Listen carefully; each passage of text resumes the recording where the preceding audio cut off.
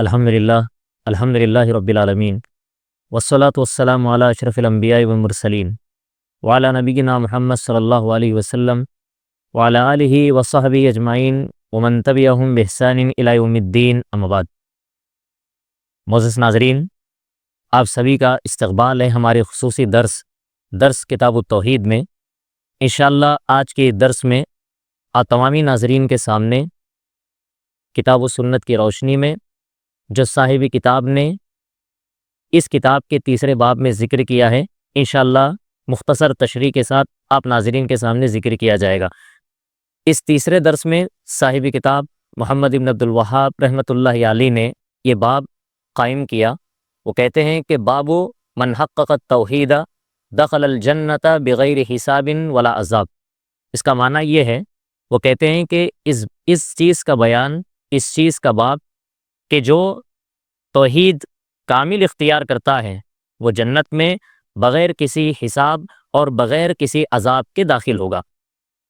اس درس میں انہوں نے قرآن مجید کی 2 آیت کریمہ پیش کی اور اسی طریقے سے صحیح بخاری صحیح مسلم کی ایک حدیث انہوں نے پیش کی۔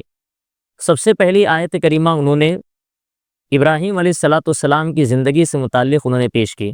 یہ آیت کریمہ سورۃ النحل کی آیت نمبر 120 ہے کہ جس میں اللہ سبحانہ و تعالیٰ نے ابراہیم علیہ السلام کے متعلق یہ بات ارشاد فرمائی۔ اللہ سبحانہ و تعالیٰ نے کہا کہ ان ابراہیم کان امۃ قانتا للہ حنیفا ولم یک من المشرکین۔ اللہ سبحانہ و تعالیٰ نے کہا کہ بے شک ابراہیم علیہ السلام ایک امت کے پیشوا تھے، امام تھے، قانتا للہ، اللہ سبحانہ و تعالیٰ کے فرما بردار تھے، حنیفا یکسو تھے، ولم یک من المشرکین، اور وہ مشرکوں میں سے نہیں تھے۔ معزز ناظرین، یہ جو آیت کریمہ آپ نے ابراہیم علیہ السلام سے متعلق سنی ہے، یہ آیت پیش کر کے صاحب کتاب اصل بتانا کیا چاہ رہے ہیں؟ وہ یہ بتانا یہ چاہ رہے ہیں کہ ابراہیم علیہ السلام کے اندر عام طور پہ جو کمال صفات توحید سے متعلق ہونی تھی وہ ساری کی ساری صفات بفضل اللہ ان کے اندر موجود تھی۔ پہلی صفت اللہ سبحانہ و تعالیٰ نے ابراہیم علیہ السلام کے بارے میں بتایا، امت کے قرآن مجید کی روح سے اگر دیکھیں گے تو اہل علم نے 4 معنی بیان کیے۔ یہاں اس آیت کریمہ کے اندر امت کا معنی پیشوا ہے، امت کا معنی امام ہے۔ ابراہیم علیہ السلام امت کے سب سے عظیم امام تھے، پیشوا تھے، اور امت کا یعنی پیشوا کا امام کا معنی یہ ہوتا ہے کہ جس کے اندر ساری کے ساری کمال صفات اور ساری کے ساری خیر و بھلائی کے صفات اس کے اندر یکجا جمع ہو جائیں۔ تو ابراہیم علیہ السلام کے اندر یہ ساری چیزیں موجود تھیں جو توحید کے اعلیٰ درجے پر فائز انسان کو نصیب ہوتی ہے۔ اور دوسری صفت اللہ تعالیٰ فرما رہے قانتا للہ، اللہ سبحانہ و تعالیٰ کے سچے معنی میں فرما بردار تھے، اطاعت گزار تھے۔ اور آپ دیکھیں گے کہ عام طور پر جو مشرکین کی عادات اور صفات قرآن میں اللہ تعالیٰ نے بیان کی کہ ایک مشرک انسان کون ہوتا ہے؟ ایک مشرک انسان وہ ہوتا ہے جو شرک کرتا ہے اللہ کے ساتھ۔ ایک بدعتی انسان اگر ہے تو وہ بدعت کرتا ہے، اور ایک نافرمان انسان ہے اللہ کی نافرمانی کرتا ہے۔ لیکن یہاں اللہ تعالیٰ ابراہیم علیہ السلام کے بارے میں فرما رہے قانتا للہ کہ اللہ تعالیٰ کے صحیح معنی میں فرما بردار تھے۔ مطلب یہ ہے کہ وہ نہ مشرکین کی طرح شرک کرتے، نہ بدعتیوں کی طرح بدعت کرتے، اور نہ ہی نافرمانوں کی طرح نافرمانی کرتے۔ تو لہٰذا جب یہ 3 چیزیں اس انسان کی زندگی میں نہ ہو، نہ شرک ہو، نہ بدعت، نہ خرافات، نہ نافرمانی ہو، تو صحیح معنی میں یہی انسان کامل توحید پرست انسان ہوتا ہے۔ اس کے بعد اللہ مزید فرما رہے ہیں حنیفاً، یعنی یکسو تھے، یعنی جو عام طور پر ایک مشرک کے دل کے اندر اللہ سبحانہ و تعالیٰ کی عبادت اور اس کی محبت ہوتی ہے، وہیں پر غیر اللہ کی محبت بھی اس کے دل کے اندر ہوتی ہے، اور کہیں کبھار تو اس سے بھی زیادہ اس کے دل میں اللہ کے علاوہ کسی اور کی غیر کی محبت بھی اس سے بھی کہیں زیادہ ہوتی ہے۔ لیکن اللہ تعالیٰ فرما رہے ہیں ابراہیم علیہ السلام کے بارے میں حنیفاً کہ وہ صحیح معنی میں یکسو تھے، مطلب ان کے دل کے اندر ذرا برابر بھی غیر اللہ کی محبت نہیں تھی، ساری کی ساری اللہ تعالیٰ کے لیے محبت تھی۔ اس کے بعد مزید اللہ فرما رہے ہیں وَلَمْ يَكُنْ مِنَ الْمُشْرِكِينَ، اور وہ مشرکوں میں سے نہیں تھے۔ مفسرین نے ایک نقطہ یہ بیان کیا، وہ کہتے ہیں کہ وَلَمْ يَكُنْ مِنَ الْمُشْرِكِينَ، ابراہیم علیہ السلام مشرکوں میں سے نہیں تھے۔ اس کی وضاحت اللہ تعالیٰ نے اسی لیے کی کیونکہ ان کے زمانے کے اندر اس وقت خود آپ دیکھ لیجئے ان کے باپ آزر بتوں کی پرستش کرنے والے، بلکہ بتوں کو بیچنے والے تھے، ان کا کاروبار کرنے والے تھے، تجارت کرنے والے تھے۔ تو ایسے موقع پر اس زمانے میں ابراہیم علیہ السلام تھے جہاں پر چاروں طرف شرک پھیلا ہوا تھا اور سارے کے سارے مشرک تھے سوائے ابراہیم علیہ السلام کو چھوڑ کر کے. تو اللہ تعالیٰ فرما رہے ہیں کہ سارے مشرک تھے سوائے ابراہیم علیہ السلام کے، وہ توحید پر باقی تھے اور وہ سچے معنی میں موحد انسان تھے. تو لہٰذا اس آیت کریمہ کے اندر اللہ تعالیٰ ابراہیم علیہ السلام کے بارے میں یہی بتا رہے ہیں کہ جو صفات توحید کے لیے ہونی چاہیے وہ ساری کی ساری صفات ابراہیم علیہ السلام کے اندر موجود تھی. تو یہی صفت ایک توحید پرست انسان کے اندر ہونی چاہیے. اگر یہ چیزیں موجود ہیں انسان کے اندر، وہ جنت کے اندر بغیر حساب کے اور بغیر عذاب کے جنت کے اندر آسانی سے وہ انسان داخل ہو جائے گا. اسی طریقے سے بطور استشہاد قرآن مجید کی سورۃ المومنون کی آیت نمبر 59 صاحب کتاب نے پیش کی. قرآن مجید میں اللہ سبحانہ و تعالیٰ نے صحیح معنی میں مومن انسان کون ہے ان کی صفت اللہ نے بتائی. اللہ نے فرمایا والذین هم بربهم لا یشرکون. اللہ سبحانہ و تعالیٰ نے کہا اور یہ وہ لوگ ہیں جو اپنے رب کے ساتھ کسی کو شریک نہیں ٹھہراتے. تو یہ قرآن مجید کی آیت خود بتا رہی ہے توحید پرست انسان کون ہے، جو صرف اللہ سبحانہ و تعالیٰ کی عبادت کرتا ہے، اسی کی بندگی کرتا ہے اور اسی کی رضا کے لیے کوئی عبادت کو انجام دیتا ہے. تو لہٰذا اس کے اندر شرک کی نفی کی گئی ہے. اس کے علاوہ معزز ناظرین ایک تیسری دلیل جو صاحب کتاب نے پیش کی، صحیح بخاری صحیح مسلم کا ایک بڑا پیارا واقعہ ہے. اس کے اندر ایک عظیم تابعی جن کا نام حسین ابن عبد الرحمن رحمۃ اللہ علیہ ہے، وہ بیان فرماتے ہیں کہ ایک مرتبہ میں سعید ابن جبیر رحمۃ اللہ علیہ کے ساتھ موجود تھا. سعید ابن جبیر رحمۃ اللہ علیہ یہ کون ہے؟ ایک عظیم تابعی ہے. عبداللہ ابن عباس رضی اللہ تعالیٰ عنہما کے خصوصی شاگرد ہیں، بڑے خاص شاگرد تھے آپ. سعید ابن جبیر رحمۃ اللہ علیہ نے سارے لوگوں سے ایک سوال کیا. سوال یہ تھا، وہ کہنے لگے کہ گزشتہ رات تم میں سے کسی نے ٹوٹتے ہوئے ستارے کو دیکھا؟ حسین ابن عبد الرحمن رحمۃ اللہ علیہ نے جواب دیا، کہا کہ میں نے دیکھا. اور آگے یہ کہنے لگے کہ میں اس وقت نماز کے اندر مشغول نہیں تھا بلکہ نماز کے علاوہ تھا، کسی ایک کام میں مشغول تھا، تو اچانک مجھے کسی ایک زہریلی جانور نے کاٹ لیا، زہریلی جانور نے مجھے ڈس لیا. تو سعید ابن جبیر رحمۃ اللہ علیہ نے ان سے سوال کیا، کہا کہ پھر تم نے کیا کیا؟ تو انہوں نے کہا کہ میں نے دم کیا، مطلب رقیہ کیا اپنے آپ پر، یعنی جھاڑ پھونک کیا. تو پھر اس کے بعد میں دوبارہ سوال کیا، سعید بن جبیر رحمۃ اللہ علیہ نے کہا کہ تم نے ایسا کیوں کیا، دم کیوں کیا تم نے؟ تو وہاں پر حسین ابن عبد الرحمن رحمۃ اللہ علیہ جواب دینے لگے کہ اس حدیث کی بنا پر، اس حدیث کی بنیاد پر جو ہمیں امام شعبی رحمۃ اللہ علیہ نے بریدہ ابن الحصیب الاسلمی رضی اللہ تعالیٰ جو نبی صلی اللہ علیہ وسلم کے صحابی ہیں، انہوں نے جو ہمیں حدیث بیان کی اس کے مطابق میں نے عمل کرتے ہوئے اپنے آپ پہ دم کیا، اپنے آپ پہ رقیہ کیا. اور وہ حدیث بتاتے ہیں کہ جو صحیح بخاری صحیح مسلم کے اسی واقعے میں موجود ہے کہ پیارے نبی علیہ الصلوۃ والسلام نے فرمایا کہ لا رقیۃ الا من عین او حمۃ. نبی علیہ الصلوۃ والسلام نے فرمایا کہ صرف نظر بد اور زہریلے جانور کے کاٹنے میں ہی رقیہ کیا جائے گا، دم کیا جائے گا. تو لہٰذا ایسے موقع پر سعید بن جبیر رحمۃ اللہ علیہ نے جب یہ حدیث سنی کہ پیارے نبی صلی اللہ علیہ وسلم یہ حدیث فرما رہے ہیں کہ کوئی زہریلی چیز اگر انسان کو ڈس لے، کاٹ لے، اگر وہ انسان دم کر لے گا تو یہ چیز بڑے نفع بخش چیز انسان کے لیے ثابت ہوگی اللہ سبحانہ و تعالیٰ کے حکم سے. تو سعید بن جبیر رحمۃ اللہ علیہ نے جواب دیا، کہا کہ جس نے اس حدیث کو سنا اور اس حدیث پر عمل کیا اس نے بہت اچھا کیا. لیکن اس کے بعد وہ کہنے لگے حسین بن عبد الرحمن رحمۃ اللہ علیہ سے، لوگوں سے وہ کہنے یہ لگے کہ ہم سے جو حدیث عبداللہ ابن عباس رضی اللہ تعالیٰ عنہما نے نبی صلی اللہ علیہ وسلم کے حوالے سے جو بیان کی، میں وہ حدیث تمہارے سامنے بیان کرتا ہوں. تو اس کے بعد وہ کہنے لگے کہ عبداللہ ابن عباس رضی اللہ تعالیٰ عنہ نے بیان کیا، نبی علیہ الصلوۃ والسلام نے ایک مرتبہ صحابہ سے کہا کہ میرے سامنے امتوں کو پیش کیا گیا تو میں نے کیا دیکھا کہ وہاں پر بہت ساری امتیں موجود تھیں، بہت سارے پیغمبر موجود تھے. اور آگے بتایا نبی علیہ الصلوۃ والسلام نے، میں نے دیکھا کہ ایک جو نبی ہیں ان کے ساتھ ایک بہت بڑی جماعت ہے. پھر اس کے بعد دیکھا کہ ایک نبی ہے تو جن کے پاس صرف ایک یا دو آدمی ان کے ساتھ موجود ہیں. اس کے علاوہ کیا دیکھتا ہوں کہ ایک نبی ایسے ہیں کہ جن کے ساتھ کوئی بھی نہیں ہے. پھر اس کے بعد میں میرے سامنے اچانک ایک بہت بڑی امت میرے سامنے رونما ہوئی، ظاہر ہوئی. تو میں یہ سمجھ رہا تھا کہ یہ میری امت ہوگی. اللہ سبحانہ و تعالیٰ کی جانب سے یہ جواب آیا، نبی صلی اللہ علیہ وسلم سے کہا گیا کہ یہ آپ کی امت نہیں، موسیٰ علیہ الصلوۃ والسلام کی امت ہے.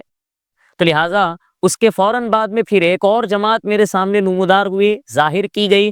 تو دیکھ رہا ہوں کہ بہت عظیم جماعت ہے، سواد اعظم جس کو کہتے ہیں، بہت عظیم جماعت میرے سامنے ظاہر کی گئی۔ تو اس کے بعد مجھے کہا گیا کہ اے نبی محمد صلی اللہ علیہ وسلم، یہ آپ کی امت ہے۔ تو اس کے بعد میں کیا ہوا، جب میں نے یہ بات بتائی تو نبی علیہ الصلوۃ والسلام صحابہ کرام سے جب یہ کہنے لگے کہ میری امت میں سے 70,000 افراد ایسے ہوں گے جو بغیر کسی حساب اور بغیر کسی عذاب کے جنت میں داخل ہوں گے۔ نبی صلی اللہ علیہ وسلم نے یہ حدیث بیان کی، آپ وہاں مجلس سے تشریف لے گئے، آپ وہاں سے چلے گئے، صحابہ کرام مجلس میں بیٹھے ہوئے تھے، اور ایسے موقع پر سب قیاس آرائیاں کرنے لگے کہ نبی علیہ الصلوۃ والسلام نے کہا کہ اتنی عظیم امت نبی علیہ الصلوۃ والسلام کی ہوگی تو ان میں سے 70,000 افراد ایسے ہوں گے جو بغیر کسی عذاب کے، بغیر کسی حساب کے جنت میں داخل ہوں گے۔ تو وہ کون لوگ ہوں گے؟ تو صحابہ کرام آپس میں باتیں کرنے لگے، تو ان میں سے چند لوگوں نے یہ کہا ہو سکتا ہے کہ یہ وہ افراد ہیں خوش نصیب جنہوں نے نبی صلی اللہ علیہ وسلم کی صحبت اختیار کی۔ ان میں سے چند لوگ یہ کہنے لگے کہ ہو سکتا ہے یہ 70,000 افراد وہ ہیں جو بالکل ابتدائی اسلام میں جنہوں نے اپنی آنکھیں کھولی، مطلب شروع سے ہی جو مسلمان رہے ہوں اور جنہوں نے اللہ سبحانہ و تعالیٰ کے ساتھ شرک نہ کیا ہو۔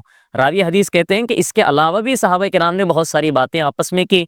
نبی صلی اللہ علیہ وسلم واپس مجلس میں تشریف لائے اور آپ نے آ کر کے صحابہ کرام سے پوچھا، کہا کہ بھئی آپس میں تم لوگ کیا گفتگو کر رہے ہو؟ تو صحابہ کرام نے کہا، اللہ کے نبی آپ نے جو بتایا کہ 70,000 افراد بغیر حساب بغیر عذاب کی جنت میں جائیں گے، ہم ان کے بارے میں بات چیت کر رہے ہیں۔ تو نبی علیہ الصلوۃ والسلام نے 4 صفات بیان کی، آپ نے خود بتایا کہ وہ کون لوگ ہیں۔ آپ نے کہا کہ ہم الذین لا یسترقون ولا یکتوون ولا یتطیرون وعلی ربہم یتوکلون۔ نبی علیہ الصلوۃ والسلام نے کہا کہ یہ 70,000 افراد کون ہیں؟ صحابہ سن لو، یہ وہ لوگ ہیں جو سامنے سے رقیہ طلب نہیں کرتے، یہ وہ لوگ ہیں جو داغتے نہیں ہیں اور سامنے والے سے داغنے کے لیے کہتے نہیں ہیں، ولا یتطیرون، اور یہ لوگ بدشگونی بدفعلی سپرسٹیشس نہیں کرتے ہیں، وعلی ربہم یتوکلون، اور یہ وہ لوگ ہیں جو اپنے رب پر کامل بھروسہ، توکل اور اعتماد کرتے ہیں۔ تو جیسے ہی نبی علیہ الصلوۃ والسلام نے یہ حدیث ارشاد فرمائی، اس مجلس کے اندر ایک بڑے پیارے صحابی ہیں جن کا نام ہے عکاشہ ابن محصن رضی اللہ تعالیٰ عنہ، وہ اٹھے اور فوراً نبی علیہ الصلوۃ والسلام سے کہا، ادعو اللہ ان یجعلنی منہ، کہ اللہ کے نبی علیہ الصلوۃ والسلام آپ اللہ تعالیٰ سے دعا کیجئے کہ اللہ تعالیٰ مجھے ان 70,000 افراد میں شامل کر دے۔ تو نبی علیہ الصلوۃ والسلام نے فرمایا انت منہم، آپ نے کہا کہ اے عکاشہ تم ان میں سے ہو۔ تو اس کے بعد ایک دوسرے شخص اٹھے اور انہوں نے بھی یہی درخواست کی، ادعو اللہ ان یجعلنی منہم، اے نبی علیہ الصلوۃ والسلام اب اللہ تعالیٰ سے دعا کیجئے کہ اللہ بھی مجھے ان 70,000 افراد میں شامل کرے۔ تو پیارے نبی علیہ الصلوۃ والسلام نے اس موقع پر یہ مشہور مقولہ، مشہور جملہ آپ نے فرمایا، سبقک بہا عکاشہ، آپ نے کہا کہ اے شخص اس سلسلے میں عکاشہ رضی اللہ تعالیٰ عنہ تم سے آگے بڑھ گئے، تم سے سبقت لے گئے۔ تو لہٰذا اس روایت کو آپ اچھی طریقے سے اگر آپ دیکھیں گے، اس واقعے کو پڑھیں گے، سنیں گے، تو اس کے اندر بہت ساری باتیں بطور فائدے ہم کو نظر آتے ہیں۔ جو اس میں وجہ شاہد ہے وہ بتانا مقصود ہے کہ پیارے نبی صلی اللہ علیہ وسلم نے ان 70,000 افراد جن کا کوئی حساب نہیں، جن پر کوئی عذاب نہیں ہوگا، ڈائریکٹ جنتی ہوں گے، جنت میں داخلہ ان کو ملے گا، یہ کون ہے؟ 4 صفات کے حامل اشخاص اور افراد ہیں۔ ان میں سے پہلی چیز آپ نے فرمایا لا یسترقون، کہا کہ یہ لوگ رقیہ سامنے سے طلب نہیں کرتے ہیں۔ معزز ناظرین، میں اس 4 جملوں کی آپ کے سامنے تھوڑی بہت تشریح آپ کے سامنے رکھنا چاہتا ہوں کہ پہلی بات تو یہ ہے کہ دیکھیں یسترخون کا معنی، یہ اس کے اندر طلب کا معنی ہوتا ہے، مطلب یہ سامنے سے جا کر کے کسی سے کہتے نہیں ہیں کہ مجھے رقیہ کرو۔ اگر کوئی انسان سامنے سے جا کر کے کسی شخص سے کہتا ہے کہ مجھ پہ دم کرو، مجھ پر رقیہ پڑھو، مجھ پر جھاڑ پھونک کرو، تو ایسے موقع پر یہ انسان کے اندر کمال توحید نہیں ہے، اور اس کی وجہ سے یہ انسان 70,000 افراد کی لسٹ سے باہر ہو جائے گا۔ اس کے اندر ایک اور چیز آپ کے سامنے میں بیان کروں کہ صحیح مسلم شریف کی ایک روایت ہے کہ جس کے اندر یہ لفظ ملتا ہے، لا یرقون کا ایک لفظ آتا ہے، یعنی لا یرقون لا یسترقون۔ لا یرقون کا معنی ہوتا ہے کہ یہ رقیہ خود سے بھی نہیں کرتے، اپنے آپ پہ بھی دم نہیں کرتے، لیکن یہ جو لفظ صحیح مسلم کے اندر ہے، شیخ الاسلام ابن تیمیہ رحمۃ اللہ علیہ نے جیسے بیان کیا، کہا کہ یہ غیر محفوظ ہے، اور بعض علم نے کہا کہ یہ لفظ شاذ ہے۔ مطلب یہ ہے کہ یہ لا یرقون نبی علیہ الصلوۃ والسلام سے صحیح سند سے ثابت نہیں ہے، یہ غیر محفوظ ہے، یہ شاذ ہونے کی وجہ سے لفظ ضعیف ہے، اور اہل علم نے یہاں تک کہا ہے کہ لا یرقون یہ لفظ شاذ ہونے کی وجہ سے جہاں پر ضعیف ہے، اس وجہ سے اس لفظ پر عمل نہیں کیا جائے گا۔ اور یہ بھی کہا گیا، جیسے کہ اگر معاصرین علماء میں کہیں گے تو شیخ بن باز رحمۃ اللہ علیہ نے اس کی وضاحت کی، دیگر اہل علم کا حوالہ دیتے ہوئے وہ کہتے ہیں کہ بعض روات سے اس حدیث کو بیان کرنے میں غلط ملت ہوا، اور ایسے موقع پر بعض روات کی وجہ سے غلطی ہوئی۔ یسترقون کو انہوں نے یرقون ذکر کیا، تو لا یرقون مطلب وہ اپنے آپ پہ دم نہیں کرتے ہیں، یہ معنی ہرگز صحیح نہیں ہے نبی علیہ الصلوۃ والسلام سے۔ کیوں نہیں ہے؟ اس کے اور بھی دلائل ہے، جیسا کہ پیارے نبی صلی اللہ علیہ وسلم خود جب بھی بیمار پڑتے تھے آپ اپنا دم خود کیا کرتے تھے، صحابہ کرام جب بھی بیمار پڑتے تھے تو خود اپنا دم کیا کرتے تھے۔ اور یہ خود روایت آپ دیکھیے جو ہم نے ابھی آپ کے سامنے واقعے کی شکل میں بیان کیا کہ حسین ابن عبد الرحمن رحمۃ اللہ علیہ کو کوئی زہریلی چیز کاٹ لی، ڈس لی، تو انہوں نے خود سے اپنا رقیہ کیا، کیونکہ یہاں خود وہ بیان کر رہے ہیں کہ نبی علیہ الصلوۃ والسلام نے کہا کہ لا رقیۃ الا من عین نوحمۃ، کہ اگر کوئی زہریلی چیز ڈس لے، کاٹ لے، یا کسی کو نظر بد لگ جائے تو وہ رقیہ کر سکتا ہے، یہ اس بات کی دلیل ہے۔ تو پھر یہاں پر صرف ایک چیز ثابت ہوتی ہے، لا یسترقون، کہ وہ خود سامنے سے رقیہ طلب نہیں کرتے ہیں۔ اس میں اہل علم نے مزید تشریح بتاتے ہوئے یہ بات ذکر کی ہے کہ دیکھیں اس کے اندر تین حالتیں ہو سکتی ہیں۔ ایک حالت جیسے کہ ہم نے ابھی وضاحت کی، سامنے سے کسی نے طلب کیا رقیہ کا، مجھ پر دم کرو، تو ایسے موقع پر اس کے اندر کمال صفات میں توحید نہیں پائی جاتی، وہ اس 70,000 افراد کے لسٹ سے باہر ہے۔ ایک اور مثال یہ ہے اس کی کہ کوئی سامنے والا انسان خود سے آئے اور یہ سامنے والا انسان اس سے طلب نہیں کر رہا ہے، وہ خود سے آ کر کے اگر دم کرنا چاہے تو وہ دم کر سکتا ہے۔ اس کے کیا دلائل ہیں؟ خود آپ دیکھیں گے کہ نبی علیہ الصلوۃ والسلام جب ایک مرتبہ بیمار ہوئے تو اللہ تعالیٰ کے حکم سے جبرائیل علیہ الصلوۃ والسلام خود پیارے نبی علیہ الصلوۃ والسلام کے پاس آ کر کے جبرائیل امین علیہ الصلوۃ والسلام نے دم کیا نبی علیہ الصلوۃ والسلام پر، اور آپ نے اس کو روکا بھی نہیں۔ یعنی وہ جو حدیث مشہور ہے جس میں جبرائیل علیہ الصلوۃ والسلام نے دم کیا اور دم کے الفاظ بھی سکھائے، بسم اللہ ارقیک من کل شیء یؤذیک من شر کل نفس او عین حاسد اللہ یشفیک بسم اللہ یرقیک۔ اور اسی طریقے سے وہ حدیث مشہور ہے کہ جب نبی علیہ الصلوۃ والسلام کی آخری حیات جب تھی، نبی علیہ الصلوۃ والسلام مرض الموت میں تھے یا اس سے پہلے کا مرحلہ جو تھا، تو نبی علیہ الصلوۃ والسلام خود سے دم نہیں کر پا رہے تھے، تو عائشہ صدیقہ رضی اللہ تعالیٰ عنہا نے خود نبی علیہ الصلوۃ والسلام پر دم کرتے جا رہی تھی، اور خود نبی علیہ الصلوۃ والسلام کا ہاتھ پکڑ کر کے ان پہ پھونک مارتی اور نبی کے ہاتھوں کے ذریعے سے نبی کے بدن پر پھیر رہی تھی۔